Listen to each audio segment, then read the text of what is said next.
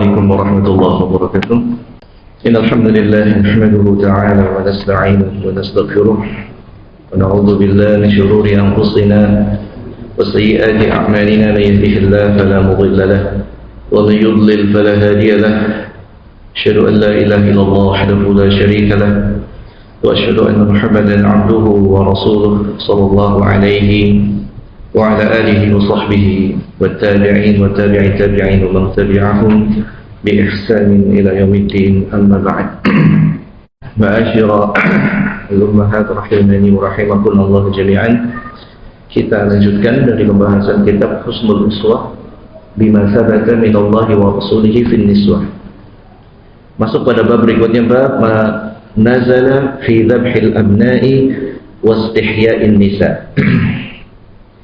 Yaitu ayat yang turun mengenai orang-orang jahiliyah yang menyembelih anak laki-laki mereka dan merasa malu terhadap anak-anak perempuan mereka.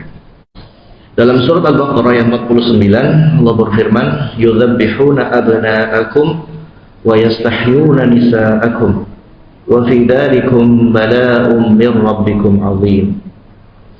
Di mana mereka orang-orang jahiliyah, sebagian mereka ada yang membunuh anak-anak mereka, ya. Membunuh anak-anak kalian, di sini abna'akum, wa yastahyuna nisa'akum, dan mereka merasa malu punya anak perempuan. Jadi punya anak laki-laki disuruh perang, ya. Anak laki-lakinya kalau terlalu banyak kemudian mereka bunuh karena khawatir akan memakan makanan mereka, ya. Dan kalau punya anak perempuan, sebagian orang-orang musyrikin, orang-orang jahiliyah dulu, ada yang bahkan mengubur hidup-hidup anak perempuannya. Wa fi dzalikum bala'un min rabbikum 'adzim. Dan pada hal demikian, ya, itu adalah sebuah bencana yang sangat besar, ya. Dan itu adalah ujian sekaligus bagi orang-orang yang beriman. Aidzabhu fil asl asyaq. Adzabhu secara bahasa itu syak, yaitu membelah. Kemudian an-nisa merupakan jam'u niswa atau jam'u imra'ah min haitsul makna. Adapun nisa itu ada yang mengatakan jamak dari niswa atau yang mengatakan jamak dari imro'ah dari sisi makna. Ada dua pendapat di kalangan para ulama. Wal muradu, yang dimaksud dalam ayat ini, yatrukuna nisa'akum ahya'an liyastakhlimuhunna wa yamtahinuhunna, di mana orang-orang jahiliyah terdahulu mereka meninggalkan anak-anak perempuan karena malu, merasa malu punya anak perempuan, ya. Merasa malu punya anak perempuan, sampai ada yang dibunuh atau dikubur. Giliran punya anak laki-laki, kadang anak laki-lakinya dijadikan korban keberhalaan atau korban daripada nazar. Jadi orang-orang jahiliyah dulu kalau nazar itu akan membunuh anaknya atau akan menjadikan anaknya sebagai korban dari berhala, ya.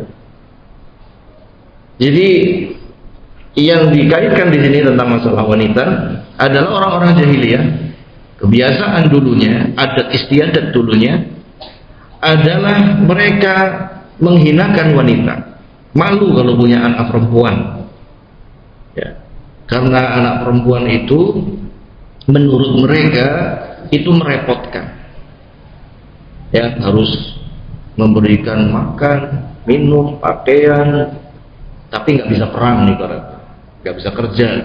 Ini adalah zaman jahiliyah dulu, sehingga mereka pun menghinakan kaum wanita. Wanita itu dijadikan warisan zaman jahiliyah dulu. Zaman jahiliyah dulu wanita itu dijadikan warisan, ya, dijadikan warisan, bukan menerima waris. Di dalam Islam wanita menerima waris, tapi zaman jahiliyah wanita itu diwariskan, dianggap sebagai harta benda. Nasallahu alaihi. Dan makanya bersyukur kaum wanita dimuliakan dalam Islam. Pada masa-masa jahiliyah dulu itu demikian. Wanita itu dijadikan harta warisan. Bahkan kalau kita perhatikan pada zaman sekarang saja, adat istiadat seperti itu masih ada. Gak usah jauh-jauh di Indonesia, di salah satu suku di Indonesia Timur itu masih bertahan adat-adat yang mirip seperti ini. Jadi kalau seorang punya istri, dia meninggal, maka istrinya diwariskan kepada saudaranya secara otomatis tanpa menikah, tanpa apa. Itu budaya-budaya jahiliyah, ya. Sehingga kalau Allah tidak datang Islam, tidak datang dakwah, maka akan bertahanlah budaya-budaya jahiliyah, adat istiadat jahiliyah. Abbara 'anil banati bismin nisa li'annahu jinsun yusaddaqu 'alaihinna. Dalam ayat ini pengungkapan anak perempuan dengan wanita, dikarenakan anak perempuan inilah yang nanti akan menjadi wanita ketika besarnya. Kemudian beliau mengatakan wala yaqfa ma fi qatlil abna wastihya'il banat lil khidmati wa nahwiha min inzalid dhulli bihim. Tidak tersembunyi bahwasanya disebabkan mereka itu sering membunuh anak laki-lakinya, dijadikan sebagai korban untuk berhalanya, dan mereka gengsi dari anak perempuan, ya, sehingga tidak mau, ya. Wa idza busyira bil untha dhalla wajhuhu muswadda wa huwa kadhib. Apabila mereka diberitakan punya anak perempuan, dhalla wajhuhu muswadda, muka mereka akan muram durja, marah, ya, marah mereka, tidak terima terhadap takdir. Nah, sebab itulah min inzalid dhulli bihim, dengan sebab itulah mereka terhina. Ketika mereka menghinakan keturunan mereka sendiri, menyia-nyiakan anaknya, anak laki-lakinya jadikan korban berhala, anak perempuannya ya dijual karena merasa malu, begitu. Maka sebenarnya itu menghinakan diri mereka. Itulah yang menjadi sebab Allah turunkan kehinaan pada diri mereka, orang-orang musyrikin. Wa ilsaqil ihanati syadida bi jami'ihim, demikian pula yang kerendahan dan kehinaan itu ada pada mereka, orang-orang jahiliyah dulu. Makanya orang jahiliyah, orang Arab dulu sebelum masuk Islam, sebelum masa Islam, itu diremehkan oleh bangsa-bangsa yang lainnya. Karena kebiasaan mereka menjadikan anak laki-laki sebagai korban bagi berhala, menjadi jaminan atas nazar-nazarnya. Jadi orang jahiliyah dulu, orang Arab jahiliyah dulu, kalau dia bernazar, jaminan nazarnya adalah menyembelih anak laki-laki, ya. Tapi mereka sangat benci kalau punya anak perempuan, ya, merasa terhina dengan itu, ya. Dan itu merupakan kejahatan yang sangat besar, ya, ma'asyiral muslimin. Menyembelih anak laki-laki untuk jadikan korban berhala, anak perempuannya dikubur karena gengsi, karena malu, ya. Wa yushiru ila hadza qawluhu ta'ala wa fi dzalikum balaa'un min rabbikum 'adzim. Maka dengan sebab kalian itu membunuh anak laki-laki, meremehkan anak perempuan, mengubur anak perempuan, maka Allah turunkan bencana, Allah turunkan kehinaan bagi orang tua yang menyia-nyiakan anaknya. Dan bentuk penyia-nyiaan yang paling besar adalah sampai membunuhnya. Tadi dijadikan jaminan atas sumpah ataupun nazarnya.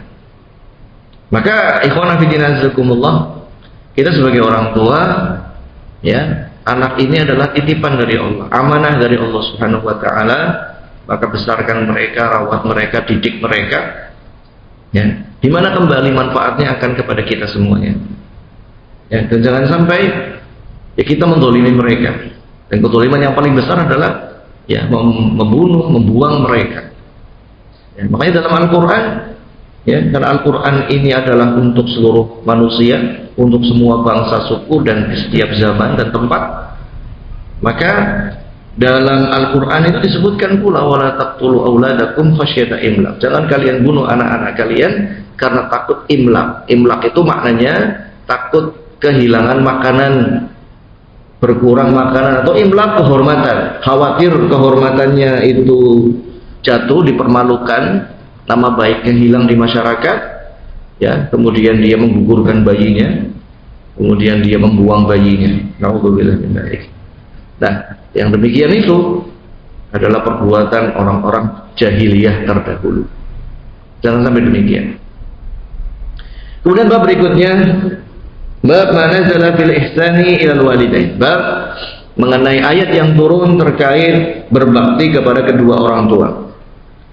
Allah Ta'ala, firman Allah Ta'ala dalam surah Al-Baqarah ayat 83, wa idh akhadna mitsaqa bani Israil la ta'buduna illa Allah wa bil walidaini ihsana. Dan ketika kami ambil sumpah Bani Israel, yaitu mereka janganlah kalian menyembah kecuali hanya kepada Allah dan hendaknya berbakti kepada orang tua. Ya. Qala Maki, berkata Maki Ibnu Abi Thalib Al-Andalusi, seorang pakar qiraah dan tafsir dari ulama Andalus, ulama Spanyol zaman dulu ya. Hadzal mitsaq akhadahu Allahu 'alaihim fi hayatihim ala alsuni anbiya'ihim. Sumpah ini Allah ambil atas mereka di masa hidupnya mereka melalui lisan para nabi yang diutus kepada mereka. Ya, wal jumlah khabarun bi ma'na nahi. Dan kalimat ini bentuknya berita, tapi maknanya adalah perintah dan larangan. Wa huwa ablaghu ya min sharihin nahi. Di mana khabar yang bermakna larangan atau khabar yang bermakna perintah itu lebih lugas, lebih tegas dibandingkan larangan atau perintah secara tekstual. Ya. Jadi ada kalanya bentuk kalimat khobar itu lebih tinggi, lebih mengena dibandingkan kalimat yang sharih dari perintah dan larangan. Lima fihi minal i'tina'i bi sya'nil manhi anhu. Dikarenakan di dalamnya ada penekanan ya, pada perkara yang dilarang darinya. Wa ta'aqqudi talabi imtithalih, dan juga ada penekanan untuk melaksanakan apa yang dikhabarkan tadi, hatta ka'annahu imtathala wa akhbara anhu. Sehingga seolah-olah melaksanakan ya, dan telah dikhabarkan ya. Jadi terkadang khabar, misalkan barang siapa yang ingin masuk surga maka bertakwalah kepada Allah ya. Maka walaupun bentuk kalimatnya itu adalah berita, tapi mengandung di dalamnya adalah perintah. Wa ibadatullah, adapun beribadah kepada Allah adalah isbatu tauhidih, yaitu mentauhidkan Allah Subhanahu wa ta'ala. Jadi ibadah yang paling tinggi adalah mentauhidkan Allah, mengesahkan Allah. Wa tasdiqu rusulihi, dan membenarkan rasul-rasulnya. Wal amalu bima anzalallahu fi kutubihi, dan mengamalkan seluruh apa yang Allah turunkan dalam kitab-kitabnya. Wal muradu bil ihsan, dan yang dimaksud dengan ihsan, berbakti, berbuat baik kepada orang tua adalah muasyaratul abawaini bil ma'ruf, itu bermuamalah, berinteraksi dengan kedua orang tua dengan baik. Wat tawadhu'u lahuma, bersifat tawadhu ya, merendahkan diri kita di hadapan orang tua. Wa imtithalu amrihima, taat kepada perintah-perintah keduanya. Wa sa'iru ma aujabahu Allah 'alal waladi liwalidayhi minal huquqi, dan juga seluruh apa yang Allah wajibkan atas anak untuk melakukan terhadap kedua orang tuanya dari hak-hak yang ada. Wa minhu, diantaranya albirru bihima, berbuat baik kepada keduanya, warahmah lahuma, sayang kepada keduanya, wan nuzul inda amrihima fima la yukhalifu amrallah wa amr rasulih, dan hendaknya kita mengalah ya ketika kepentingan kita bertentangan dengan perintah orang tua, selama hal tersebut tidak menyelisihi perintah Allah dan Rasulnya. Jadi selama perintahnya itu baik ya, selama tidak bertentangan dengan firman Allah dan Rasulnya, Maka apa yang disukai orang tua, yang diinginkan orang tua, ikuti saja, lakukan saja, ya. Karena subhanallah, jika kita taat pada orang tua, berbakti kepada orang tua, keberkahan itu datang dari arah yang tidak terduga. Wa yusilu ilaihi ma yahtajani ilaih, dan sambung kepada keduanya, berikan kepada keduanya apa yang dibutuhkan oleh keduanya. Wala yu'dhihi ma in kana kafirain, jangan menyakiti keduanya walaupun orang tuanya itu kafir. Ya, kalaulah orang tuanya kafir sekalipun, anak itu tidak boleh menyakiti kedua orang tua. Ya. Wa ayyad'uhuma ilal iman birrifqi wal layyin, dan hendaknya kalau orang tuanya masih kafir, orang tuanya masih belum Islam, maka dakwailah keduanya untuk beriman dengan santun, dengan sopan.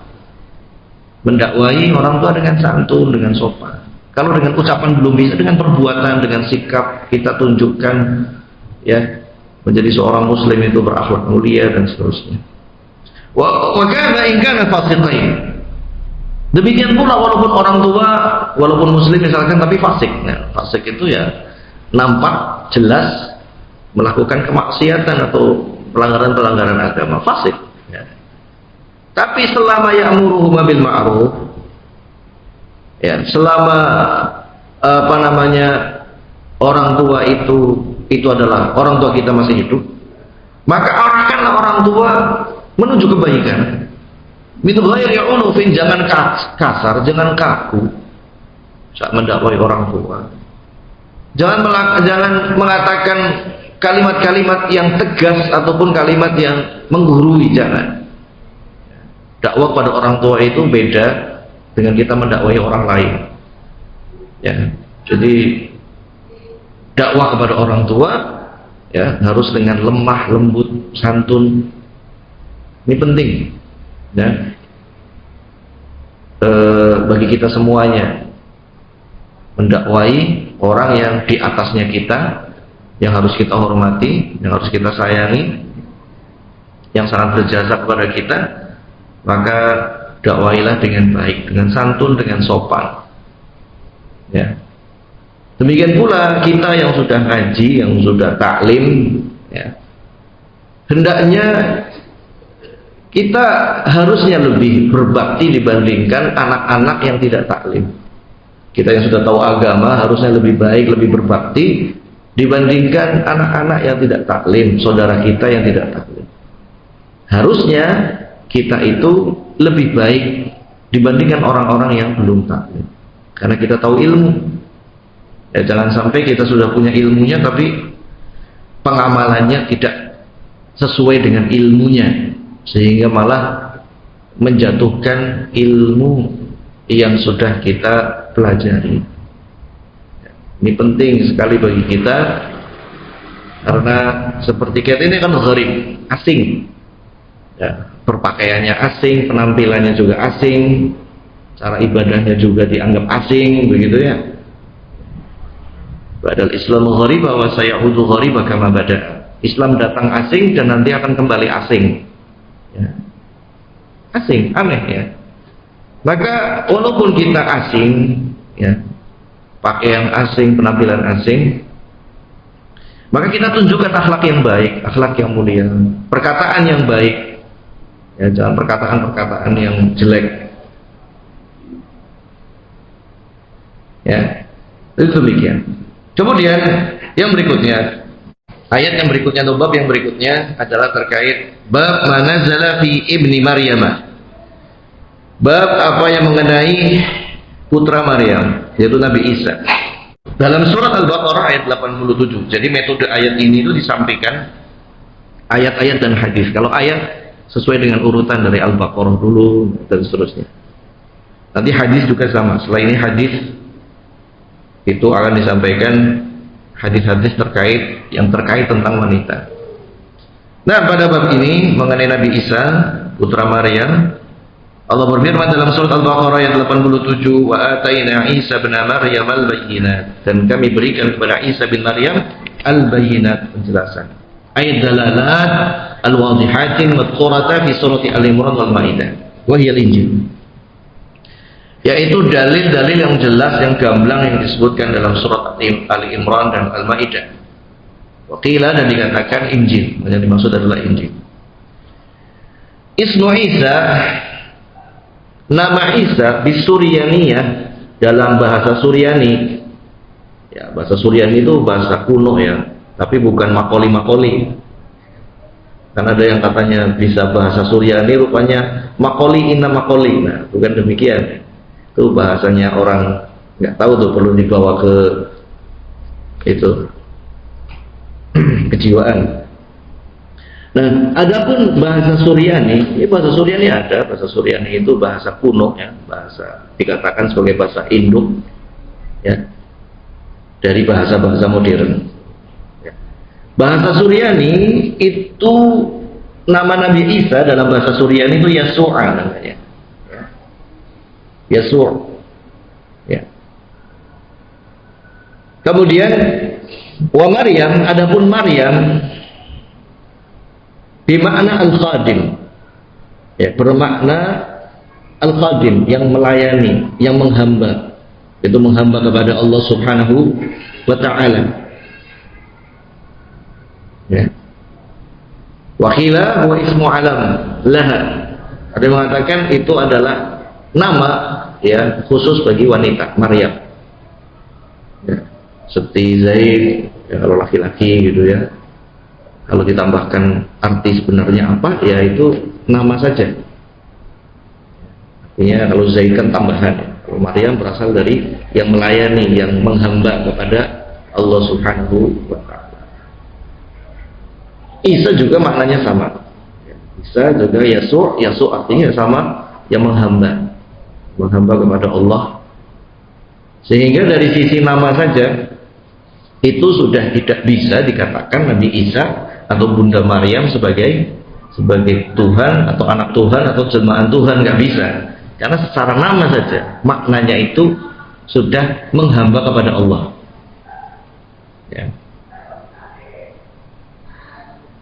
Ini adalah nama Nabi Isa dan juga Bunda Maryam. Dari bahasa Suryaninya sudah kelihatan maknanya. Dan di dalam ayat ini singkat penjelasannya, tapi memberikan faedah kepada kita bagaimana kisah anak dan juga ibunya yang begitu mulia ya, anaknya Nabi ya, seorang yang sangat mulia, ibunya juga wanita yang salehah yang dikatakan sebagai sayyidah ahli jannah, wanita termulianya dari penduduk surga. Disebutkan 4 dalam hadis ya, yaitu Maryam, kemudian Asia, Imra'atu Fir'aun, kemudian Khadijah, zaujun Nabi SAW, istrinya Nabi, dan yang ketiga, yang keempat adalah Fatimah. Dalam riwayat lain adalah Aisyah. Ya, itu adalah wanita-wanita termulia nanti di surga sebagai pembesarnya wanita ya di surga. Dan masing-masing punya ujian, Kalau kita lihat Bunda Maryam ini diuji oleh Allah dengan subhanallah berbagai macam ujian ya, disepelekan oleh Bani Israel karena wanita zaman itu sangat disepelekan, padahal di usia yang baru balik, usia 9 tahun, di usia 9 tahun Nabi Bunda Maryam ini sudah menghafal ya Taurat, sudah menghafal suhufnya Nabi Ibrahim, suhufnya Musa, di mana belum ada satupun yang menghafal itu. Nah ini ya kita ketahui tidak ada orang Nasrani atau orang Yahudi yang bisa menghafal kitab sucinya. Nah, Bunda Maryam di usia 9-10 tahun itu menghafal ya, sudah hafal dan sudah paham, sampai ulama-ulama Yahudinya itu kalah ketika menjelaskan ayat-ayat di dalam Taurat ya, dalam suhufnya Musa, sehingga banyak orang yang hasad terhadap Bunda Maryam. Dan ketika Bunda Maryam usia 12 tahun sudah beliau rajin ibadah ya, beribadah di mihrab. Mihrab itu ruang khusus di rumah, ya, celah khusus di rumah yang untuk digunakan ibadah. Kalau zaman sekarang ya musola di rumah lah. Musola di rumah itu mihrab, itu biasanya untuk wanita. Nah, saat Bunda Maryam mengandung Nabi Isa, itu usianya masih sangat belia, usianya 12 tahun. Ya, bayangkan anak 12 tahun itu sudah menjadi seorang wanita yang sangat alim, yang bertanggung jawab dan mengandung. Kalau zaman sekarang 12 tahun ya masih gimana? Ya, masih main, masih masih manja sama orang tuanya. Tapi ini Bunda Maryam umur 12 tahun mengandung, ya, dan menjadi wanita yang terbaik di dunia ini, bersama dengan Imra'atu Fir'aun yang diuji oleh Allah, memiliki suami yang jahat, ya, memiliki suami yang jahat, sejahat-jahatnya orang. Fir'aun ini, sesombong-sombongnya orang di Fir'aun, ya, walaupun kaya, ya, sekaya-kayanya orang zaman itu, tapi sombong, jahat. Dan Aisyah ini sangat sabar. Kemudian yang ketiga, Khadijah, yang diuji oleh Allah Subhanahu wa taala dalam dakwah. Beliaulah yang mendampingi Rasulullah dakwah dari semenjak awal sampai beliau meninggal dunia. Jadi ujiannya, ya, bersama Rasulullah mendapatkan ujian. Jadi ujiannya seperti ujiannya para nabi, ya. Ujian diusir, ujian dicela, macam-macam. Kemudian Fatimah dan Aisyah diuji dengan kemiskinan. Fatimah diuji dengan kemiskinan, walaupun suaminya suami yang terbaik, orang tuanya manusia yang terbaik, ya, tetapi beliau diuji dengan kemiskinan, miskin sampai wafatnya itu belum miskin. Bahkan beliau nggak bisa mendapatkan hartanya Rasul, karena hartanya Rasul ketika meninggal tidak boleh diwariskan, harus disedekahkan. Itu memang para nabi kalau punya harta nggak boleh diwariskan, harus disedekahkan. Adapun Aisyah juga sama, diuji dengan kemiskinan, rumahnya sangat kecil, sekaligus beliau juga diuji dengan tuduhan-tuduhan, dituduh, ya, oleh orang-orang munafik dan sebagian kaum muslimin yang terpengaruh oleh orang-orang munafik, dituduh dengan tuduhan keji, ya. Dan yang menuduh adalah orang-orang zindiq, orang-orang munafik.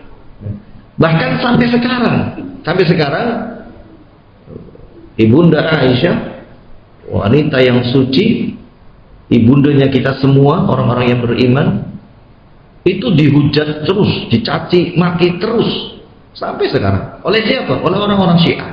Dalam sholat mereka, dalam doa mereka, dalam ritual mereka, itu melaknat Aisyah, Hafsah dan seterusnya. Na'udzubillah min dzalik. Itu perbuatannya orang-orang Syiah. Tetapi demikian, karena ujiannya besar, maka pahalanya pun besar, kedudukan di sisi Allah pun besar. Ya.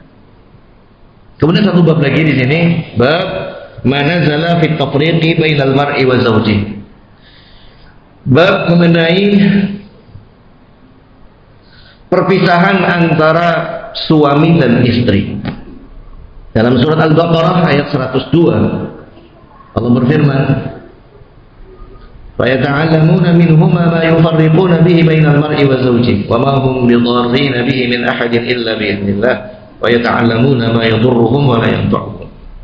Ini ayatnya panjang tentang sihir, ya, di mana orang-orang Yahudi setelah diajarkan oleh syaitan ilmu sihir, ya, syaitan itu yang mengajarkan sihir. Wattaba'u ma tatlu syayatin 'ala mulki Sulaiman wa ma kafara Sulaiman walakinna syayatin kafaru yu'allimuna an-nasa sihr. Syaitan itulah yang kafir yang mengajarkan kepada manusia sihir. Setelah mereka mengajarkan sihir, Allah utus malaikat Harut dan Marut untuk mengingatkan, yang kalian lakukan ini sihir. Makanya fayata'allamuna minhuma, mereka mengetahui dari Harut dan Marut hal itu adalah sihir, yaitu sebuah sihir yang pertama dan yang paling tua, jampi-jampi yang bisa memisahkan antara seorang suami dengan istrinya. Jadi sihir pertama di dunia ini adalah sihir untuk memisahkan antara suami dan istri. Jampi-jampi untuk memisahkan suami dan istri. Dan kebalikan, akhirnya si istri atau si suami jadi cinta kepada yang bukan pasangannya. Ya. Terus sampai sekarang apa namanya itu? Ilmu pelet begitu. Pelet, pengasihan dan semacamnya. Wa ma hum bidarrina bihi min ahadin illa bi idznillah. Padahal mereka tidaklah bisa memudaratkan kecuali Allah izinkan secara takdir. Wa yata'allamuna ma yadhurruhum wa la yanfa'uhum. Mereka mempelajari apa yang tidak mudarat dan apa yang tidak manfaat bagi mereka. Artinya secara takdir ya mereka tidak bisa merubah takdir. Apa yang terjadi itu semua tidak lepas dari takdir Allah Subhanahu wa taala. Maka belajar ilmu sihir adalah sebuah kekufuran. Karena ilmu sihir tidaklah bisa dipelajari kecuali melewati proses-proses kekufuran. Ya.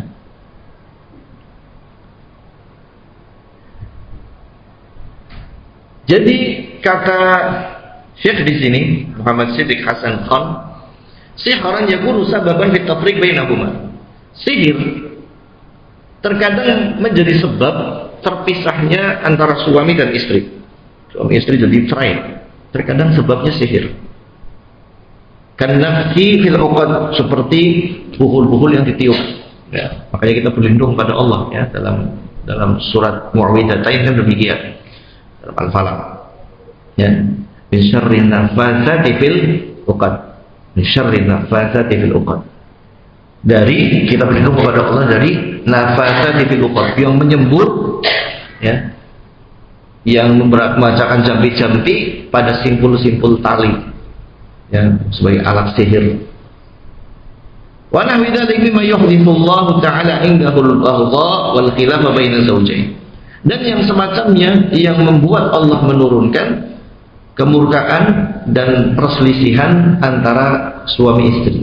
Yang dulunya saling cinta ya. Suami istri kan dulunya ketika menikah ya saling cinta ya, saling cinta, menikah, kemudian pisah gara-gara perbedaan, kemarahan, ala hasbil adatil ilahiyyah khalqil sababati aqbal asbabil adiyah. Termasuk kebiasaan Allah menciptakan sesuatu yang disebabkan ketika sebab itu ada. Ya, itu adalah sunnatullah fil kaun, kebiasaan Allah dalam penciptaan. Ketika sebab itu terjadi, biasanya Allah akan ciptakan yang musabbabnya. Ibtilaan minallah, sebagai ujian dari Allah. Ujian dari Allah Subhanahu wa taala. Wa fil ayati dalalatun ala anna lis-sihri ta'thirun fi nafsi. Dalam ayat ini jelas bahwasanya sihir itu punya dampak pada tubuh, hakikatan sabitotan, benar-benar ada sihir itu. Walam yukhalif dzalika ilal Mu'tazilah wa Abu Hanifah. Tidak ada yang menyelisihi tentang sihir, tentang keberadaan sihir kecuali Mu'tazilah. Kalau dari kalangan Ahlus Sunnah itu Abu Hanifah. Ya, Imam Abu Hanifah itu tidak percaya keberadaan punya dampak pada jiwa gitu, pada diri. Sehingga mayoritas daripada Ahlus Sunnah wal Jamaah yang mengatakan sihir itu punya taksir, punya dampak pada jiwa, baik badan ataupun kejiwaan seseorang, punya dampak. Cuma sebabnya kalau dicari kita nggak nemu. Biasanya kan kalau sebab-sebab yang ada ya, kita makan kemudian kenyang begitu ya, itu adalah sebab yang nyata. Kita minum obat paracetamol kemudian badannya jadi enak begitu, nggak demam lagi. Itu kan sebab musababnya jelas, kita tahu ya, kita tahu atau diketahui dalam ilmu kedokteran. Tapi kalau sihir itu hubungan antara sebab dan musabab itu kita tidak melihatnya. Ya, kita tidak mengetahuinya. Sekarang begini, apa hubungannya sebuah simpul tali dibaca jambi-jambi, kemudian seseorang tiba-tiba berubah. Kan kalau mau ditarik hubungannya nggak ada hubungannya. Makanya kalau pakai akal, ini nggak masuk akal, nggak ada hubungan. Iya memang tidak ada hubungannya secara akal. Tetapi ini secara gaib. Ya. Ini memang gaib, punya taksir. Itulah sihir. Dan itu bisa karena bantuan jin. Karena jin itu gaib atas kita. Ketika jin itu memindahkan sesuatu yang tidak terlihat oleh kita. Misalkan ada paku di perut begitu ya, masuk dari mana? Mana mungkin kita telan paku? Mana mungkin tubuh kita menumbuhkan paku misalkan ya? Mana mungkin? Tapi setelah dibuka ada, kan kejadiannya banyak seperti itu. Nah kalau seperti itu, itulah yang namanya sihir.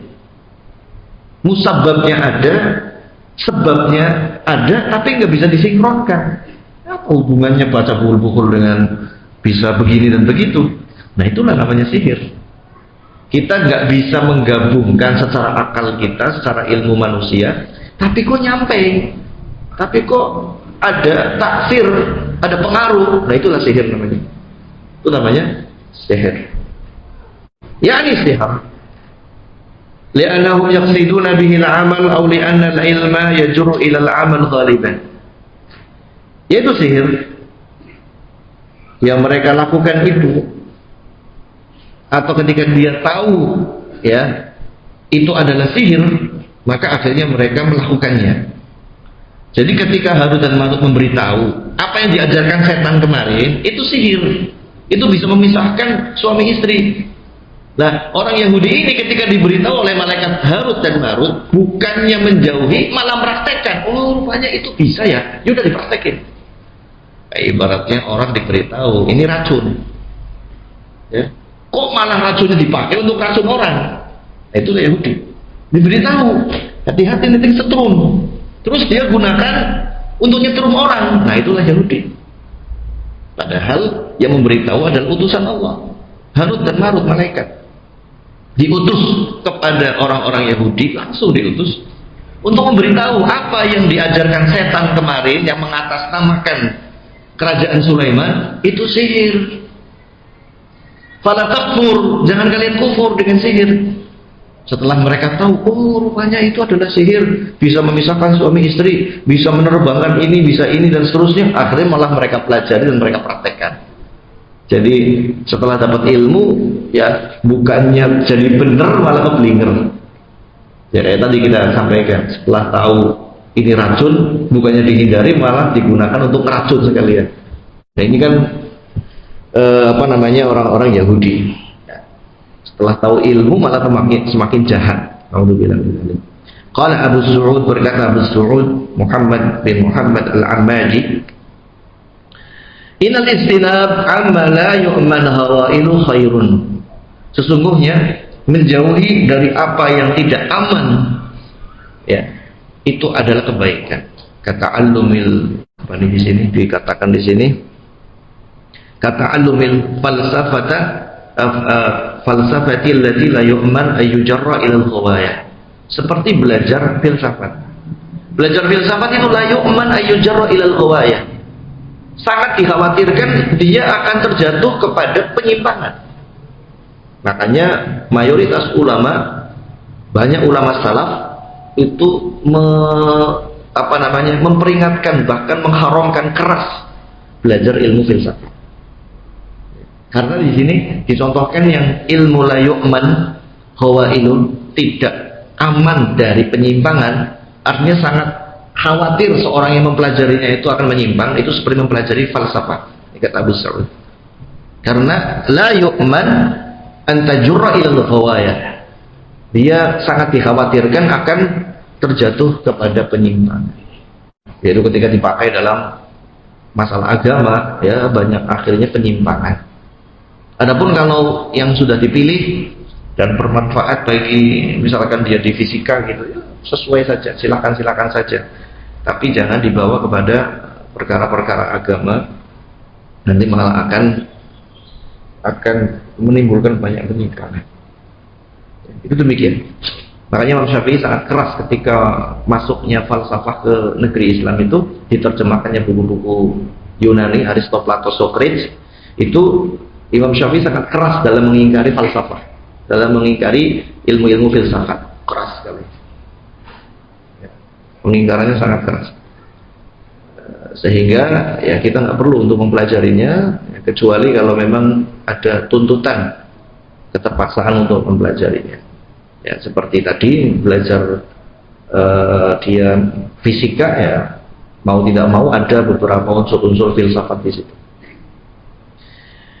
Ya, tapi hendaknya kita landasi diri kita dengan agama sehingga kita bisa memproteksi diri. Kalau tidak tahu ya tanya kepada yang berilmu. Makanya perlu diketahui Imam Syafi'i itu termasuk yang keras pada filsafat, sampai-sampai dulu ilmu kimia atau ilmu kimia ya, ilmu kimia kan boleh-boleh saja. Tapi di awal-awal mula kalau kita lihat sejarah kimia, ilmu kimia dulu itu tercampur dengan falsafat, dengan sihir dulu. Jadi dulu ilmu sihir disebut ilmu kimia, kemudian ilmu filsafat juga. Makanya Imam Syafi'i mengatakan man talabal kimia tazandak, siapa yang belajar kimia zindik. Tapi kalimat ini kalau dipraktekkan sekarang kan nggak bisa, karena definisi kimianya sudah beda lagi. Walaupun awalnya memang demikian, tapi setelah ya tersortir, ya kimia itu sudah menjadi disiplin ilmu dunia yang bermanfaat, maka ya silakan saja. Tapi kalau yang dimaksud kimia kuno itu kan sihir aja disebut kimia. Jadi demikian. Wallahu ta'ala a'lam bishawab.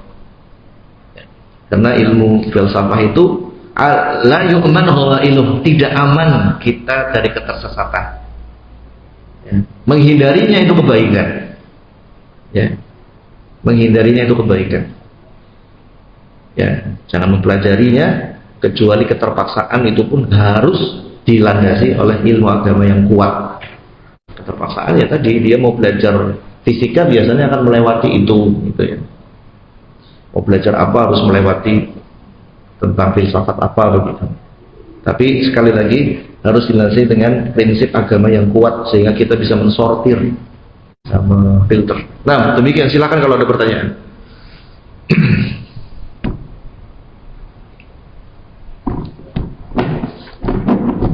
Sudah ada yang masuk pertanyaan tadi. Ada seorang istri yang pengen kurban pakai uang hasil usahanya sendiri, bukan pemberian suami, tapi si istri tahu kalau suaminya punya hutang 5 juta ke temannya, tapi uang tersebut bukan dipakai untuk kebutuhan rumah tangga, untuk keperluan pribadi suami. Dan si istri bingung, asalnya membantu suami hutang melunasi hutang dulu atau ikut kurban. Ya disampaikan kepada suami, butuh nggak bantuannya. Kalau nggak butuh bantuannya, ya sudah kurban saja. Maksudnya butuh bantuan dari istri apa tidak? Tapi kalau butuh bantuan istri, ya membantu suami adalah kebaikan. Ya, kebaikan, apalagi melunasi hutang itu afdol. Maka bayar hutang dulu. Ya, terlepas hutangnya karena sebab apa? Ya, apakah karena sebab untuk keperluan rumah tangga atau keperluan pribadi, apapun sebabnya, yang jelas itu sudah hutang, dan hutang itu harus dibayar. Demikian. Ya. Kemudian, Anda menemukan amplop, pertanyaan kedua, berisikan uang di depan rumah, sudah Anda siarkan di grup RT RW, misalnya kan tidak ketemu dengan pemiliknya, apa yang harus Anda lakukan dan Anda harus menunggu jangka waktu berapa lama? Demikian. Diumumkan selama 1 tahun di tempat-tempat yang memang disediakan untuk pengumuman atau yang diketahui oleh orang. 1 tahun tidak ada yang mengaku atau tidak ada yang pas pengakuannya, maka boleh, itu haknya antum untuk dipakai. Kecuali temuan-temuan yang sedikit, misalkan nemu berapa, 10.000, ya dipakai saja nggak apa-apa. Yang kecil-kecil ya. Lalu bagaimana kalau sudah tak pakai, tapi setelah itu ada orang yang nyari, ya diganti saja, cuma 10.000. Itu kalau kita nemu Ya bagusnya sih kita nggak usah ambil kalau itu, tapi kalau sudah kita nemu dan kita sudah ngambil, kita butuh untuk pakai saja, nggak apa-apa. Nanti kalau ada yang nyari dikembalikan. Itu demikian. Kalau kecil, tapi kalau besar jangan diumumkan dulu. Kalau yang besar. Kemudian kalau besar tuh kayak apa? Misalkan nemu duit 100.000 besar nggak Pak? Kecil apa besar nih? Kalau bagi anak kecil mungkin itu besar, tapi bagi yang di sini mungkin itu kecil ya, boleh dipakai dulu. Nanti kalau ada yang nyari diganti 100.000. Itu. Tapi sekali lagi besar kecilnya tergantung kitanya ya. Kadang ada yang merasa itu kecil, ada yang merasa itu besar. Tapi kalau besar jelas besar itu rubu dinar, seperempat dinar itu berarti berapa? 4,25 gram. Taruhlah segramnya sekarang berapa tuh? 2,5 juta, 10 juta. Seperempatnya berarti 2.500.000 ya. Itu nggak besar. Tapi kembali kepada kebiasaan kita. Besar nggak segitu? Kalau besar ya jangan dipakai, diumumkan saja. Saya bertanya bagaimana cara bersikap kepada orang tua atau mertua yang ketika diingatkan terkait syariat tapi seperti tidak mendengar. Jadi jawabannya beliau, ya tapi tidak dilaksanakan. Apa kita wajib terus mengingatkan beliau atau kita stop dan diamkan saja? Sudah pernah mengingatkan tapi seperti tidak didengar. Menyampaikan sesuatu kepada orang tua itu memang beda ya. Beda. Pertama terkait syaratnya, terkait caranya, kemudian intonasinya juga harus beda dan seterusnya lah intinya. Tapi yang Anda ingin garis bawahi, terkadang orang tua itu tahu itu yang benar, cuma karena kita menyampaikannya itu mungkin kurang pas di sisi orang tua, atau mungkin orang tua itu gengsi, masa saya ditegur sama anak kecil misalnya, kan ada. Walaupun caranya udah bagus, caranya udah sopan, udah santun, tapi ada gengsi di orang tua, ada. Masa saya ditegur sama anak kecil, kan? Orang bisa beda-beda. Makanya kalau bisa, kalau mau menyampaikan atau menegur orang tua, bisa lewat orang yang dihormati oleh orang tua kita. Dihormati oleh orang tua kita. Itu bisa dihormati oleh orang tua kita. Kalau kita sudah berusaha, tapi menimbulkan masalah, maka kita istilahnya tunjukkan secara sikap saja. Misalkan kita menegur orang tua masalah sajen gitu ya, masalah sajen, orang tua marah gitu ya. Ya kita kalau bicara malah mudorot, yang penting kita sudah pernah bicara dengan cara yang baik, maka setelah itu kita tunjukkan sikap, kita tidak ikut-ikutan. Ya. Dan bersamaan dengan itu sering-seringlah kalau sama orang tua itu ngasih hadiah. Hadiah itu harus banyak, ngasih sesuatu. Ya, saya masih dulu ketika baru ngaji, mungkin terlalu semangat ya menyampaikan ke orang tua harus jilbabnya harus gede dan semacamnya. Saya masih ingat. Padahal di zaman itu, ya orang tua kita kan tradisional ya, maksudnya tahu sendiri jilbabnya kan jilbab apa tuh? Jilbab nyai itu loh, kalau jilbab tahun apa tuh? Jilbab nyai tahu ya, Pak? Yang selendang disamprehin tok itu apa namanya? Jilbab nyai atau apa sih namanya? Jilbab. Ya itu aja kayak selendang disamprehin gitu ya. Zaman itu memang musimnya begitu. Karena yang dicontohkan para nyainya begitu. Kita menasihatkan untuk sampai lehernya tertutup atau jilbabnya besar, ya justru kita kena marah kan gitu. Apalagi lagi semangat-semangatnya orang tua, kita yang ingatkan saja sudah tersinggung, apalagi disampaikan hadis-hadis yang mengancam. Wah, akhirnya justru tidak terima. Tapi ketika kita tidak banyak bicara, karena insya Allah masalah jilbab orang tua itu sudah tahu pasti wajib. Cuma mungkin imannya belum kuat untuk memakainya. Maka caranya ya kita perbaiki akhlak kita, lebih berbakti, lebih santun. Ya, belikan saja itu jilbab. Nggak usah ngomong, tinggal dapat rezeki belikan jilbab. Kalau nggak biasa, nggak kerudungan sama sekali, ya nggak usah dibelikan cadar dulu lah, nggak dipakai. Ya belikan aja jilbab yang menutup dada. Terus rutin lebih besar lagi. Alhamdulillah ya, kalau kita lihat sekarang ya alhamdulillah sudah berjilbab dengan baik begitu ya.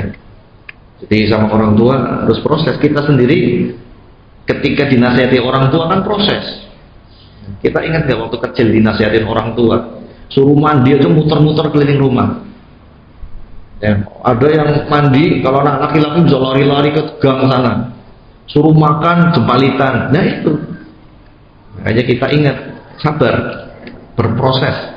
Jangan langsung meminta orang itu berubah saat kita menasehati. Jangan instan.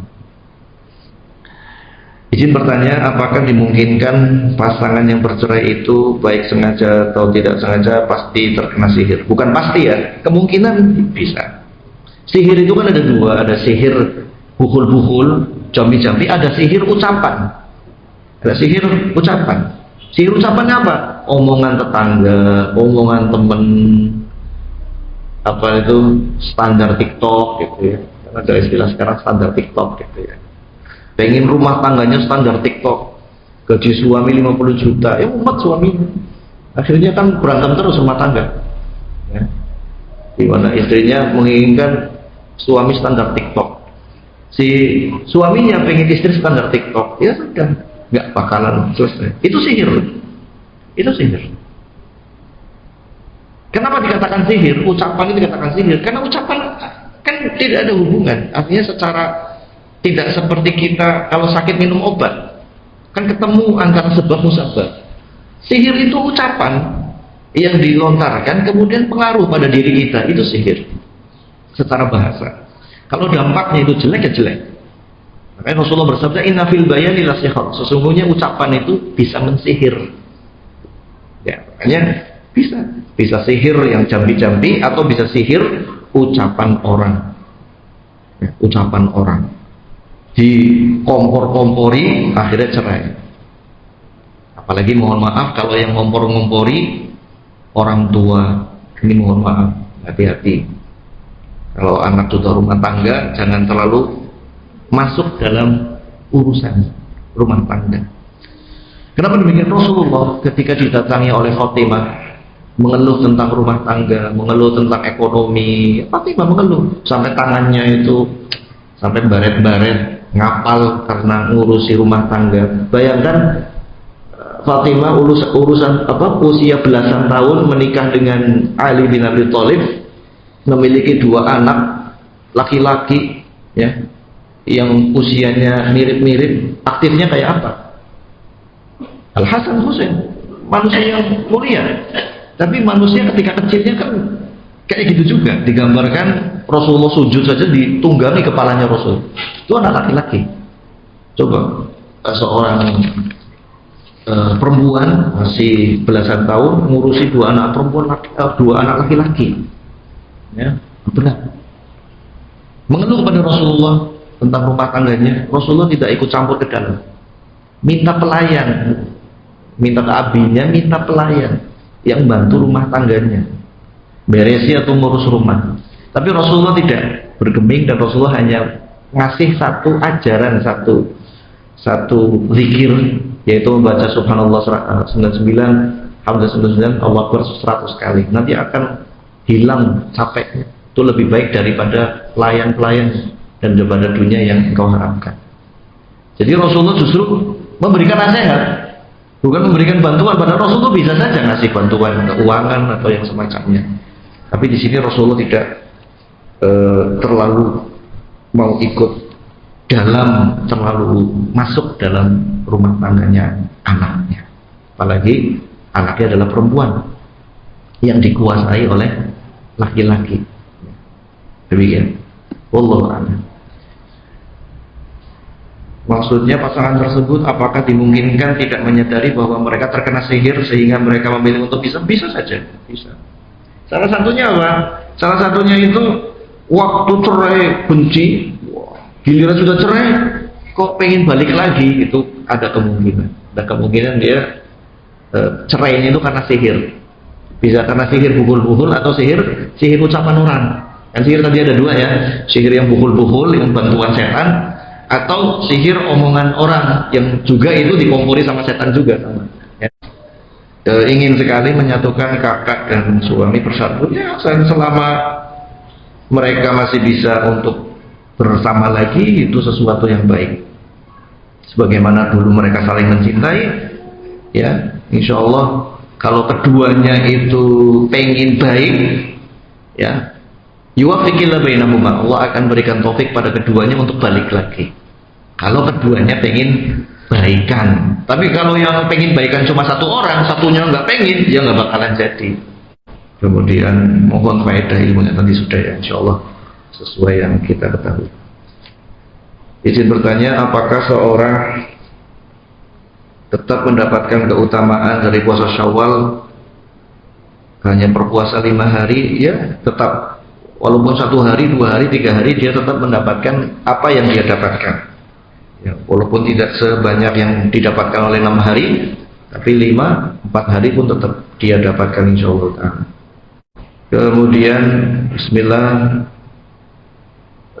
kalau saat orang tua masih hidup pernah berkata kasar, keras, atau pernah menyakiti hati mereka, bagaimana untuk mendapatkan maaf atau bertobat setelah orang tua meninggal? Yang pertama, doakan, terus doakan orang tua. Setelah habis sholat atau di dalam sholat, doakan terus orang tua.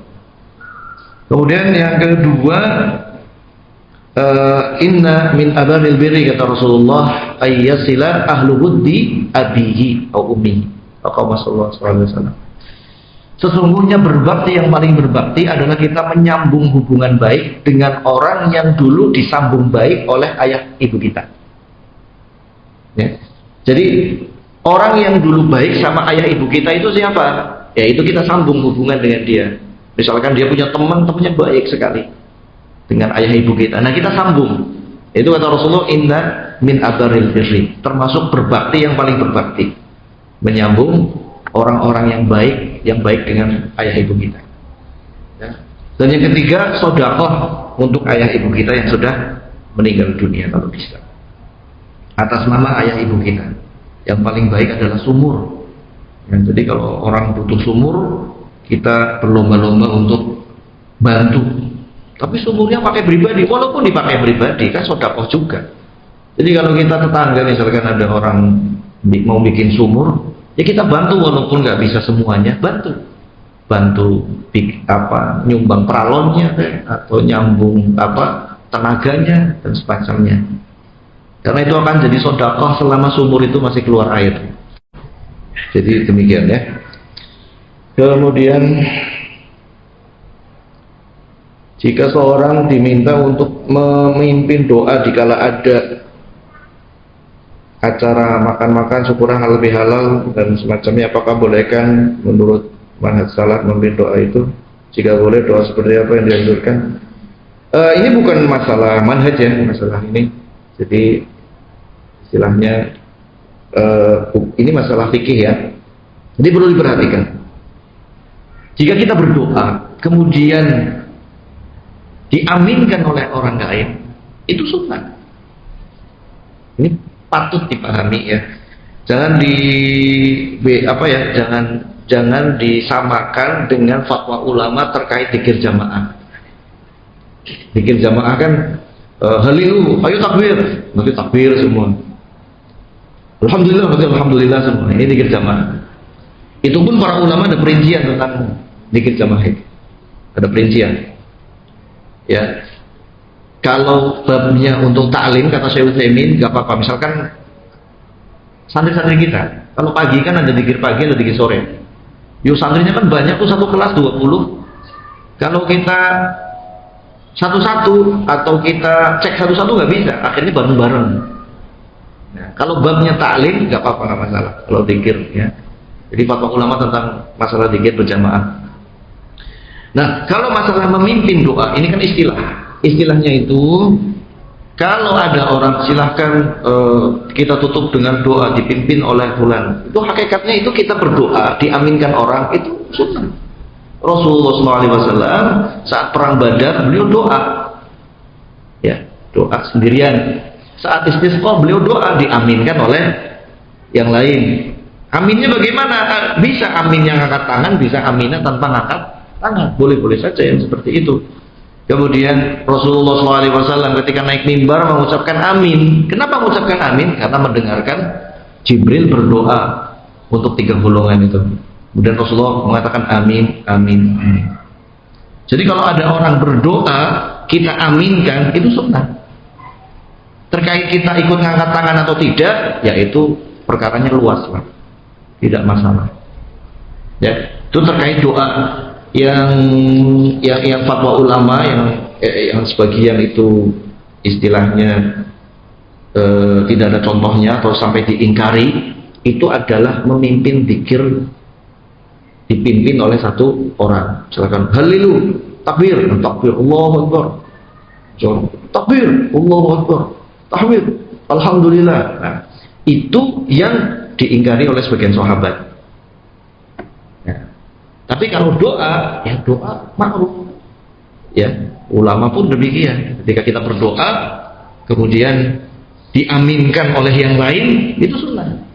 Masalah yang mengaminkan ini angkat tangan atau tidak, ya itu perkaranya luas. Ya, misalkan kalau di masyarakat kan menutup acara dengan doa, nah, kemudian kita suruh doa, ya sudah doa saja, bebas doa apa saja. Ya. Kemudian diaminkan oleh orang, ya alhamdulillah. Ya, jadi demikian masalah doa, ya, syukuran atau macam-macamnya. Ini doa. Bedakan terkait doa dengan zikir. Ya. Kalau korban atas nama istri, apa boleh? Ya boleh saja.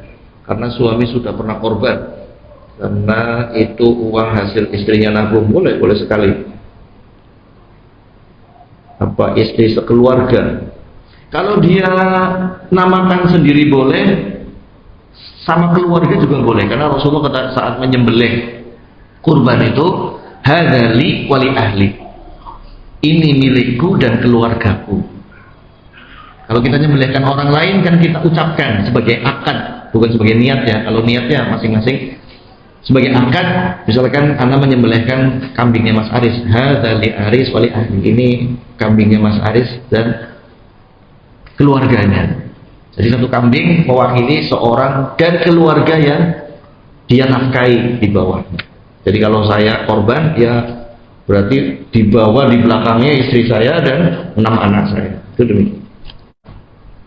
Bagaimana cara menghadapi jika suami yang terkena sihir? Mohon penjelasannya. Sihirnya sihir apa nih? Sihir omongan orang, ya, omongan tetangga, ya berarti jangan bergaul dengan orang-orang yang omongannya senang hibah, senang adu domba, senang tajassus, jangan. Ya. Termasuk yang sering anak sampaikan, jangan mudah menerima curhatan orang. Jangan mudah. Ya, karena curhatan itu amanah. Khawatirnya kita nggak bisa mengemban amanah, malah khianat nanti menceritakan aibnya orang. Kemudian yang kedua, kata Ibnu Hibban dalam Rawdatul Uqala, ya, man la ya'man min aduwih la ya'man min sadiqih. Kalau kita merasa tidak aman sebuah informasi itu akan didengar oleh musuh kita, maka jangan ceritakan walaupun kepada teman kita. Kita punya rahasia nih, jangan sampai orang lain tahu. Maka jangan ceritakan rahasia itu walaupun kepada orang yang paling kita percaya. Kecuali ada daruratul hajah. Ya, memang harus tahu hukumnya, harus bertanya karena tidak tahu ilmunya. Nah, itu demikian. Adapun kalau sihirnya itu sihir buhul-buhul, ya perlu diruqyah. Satu, yang kedua dicari bukulnya jenisnya apa. Rasulullah dulu pernah disihir oleh Nabi bin Aqsam, orang Yahudi. Hadisnya riwayat Bukhari, riwayat Muslim. Rasulullah itu sampai lupa atau bingung sudah datang ke istrinya atau belum. tapi tidak pengaruh dalam wahyu. Cuma bingung, tadi sudah mendatangi istri yang ini apa belum? Nah, dalam mohon maaf, dalam kalau orang ta'adud, ya, misalkan istrinya Rasulullah istrinya 9. Kalau misalkan giliran di malamnya misalkan di Hafsah ya, tiba-tiba tidak datang di situ, datangnya cuma di Aisyah terus, kan pasti akan ada kecemburuan, akan jadi masalah. Nah, ketika masalah di rumah tangga, ya Rasulullah pun pernah ada masalah rumah tangga yang sampai beliau bersumpah untuk tidak menghubungi istri-istrinya sampai 1 bulan karena konflik antar istri, ya begitu, konflik antar istri sulit didamaikan. Akhirnya Rasulullah SAW bersumpah untuk tidak menghubungi mereka sebulan, dan terjadi seperti itu. Ya. Jadi bisa saja, namanya rumah tangga, masalah itu ada saja, ujian. Karena Rasul adalah seorang nabi, maka ujiannya lebih berat dibanding kita. Ya. Jadi demikian. Mungkin pertanyaan yang belum Anda jawab mungkin kita ditanyakan lagi, dikirim lagi di minggu depan, karena waktunya sudah habis ya, sudah 10:30. Semoga apa yang kita sampaikan ini bermanfaat. Ya Allah Ta'ala a'lam bis-shawab. Subhanakallahumma rabbana wa bihamdika asyhadu an la ilaha illa anta astaghfiruka wa atubu ilaik. Wassalamualaikum warahmatullahi wabarakatuh.